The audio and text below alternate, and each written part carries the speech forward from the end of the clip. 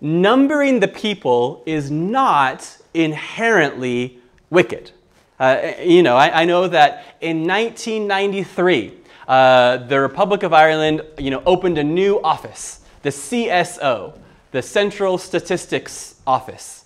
It was consolidated, I guess. A lot of agencies were involved in the censuses, and in 1993 they said, listen, let's make a whole separate office for this. And then since then, there's been these censuses that take place. You get the leaflets in the mail. You're supposed to stay home on a certain day, or you're supposed to write who's at your house and give all this information. Now, that is not a sin on your part, nor a sin on the government's part for wanting to know who's part of the Republic and who's staying where and how old you are, and etc. So there's nothing illegal about what takes place in Ireland, nor was there anything illegal per se in God's law about taking a census of the people of Israel, as long as it's done according to the biblical commands that were plainly laid out in the books of Moses.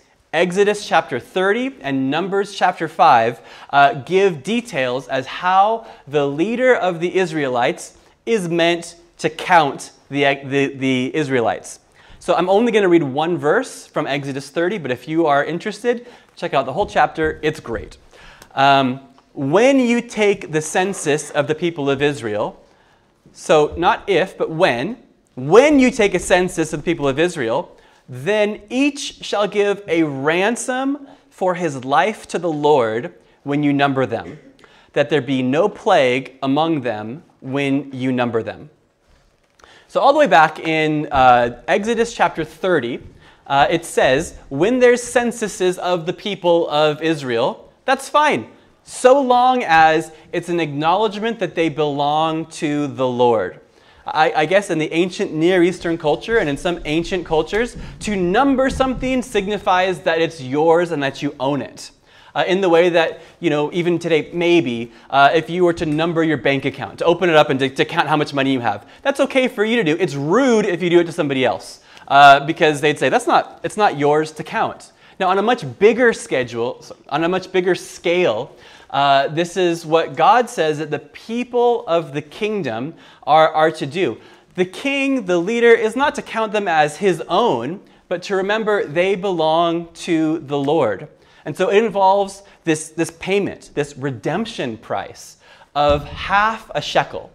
I think it's quite literally a token gesture, a very tiny amount of money, but it would go into the tabernacle and later the temple in the New Testament. Matthew 17 records Jesus being asked questions about the so-called temple tax. Well, it's this. It's when there's a census, there's a tiny portion of every person's census tax or whatever, and it goes to maintaining the temple.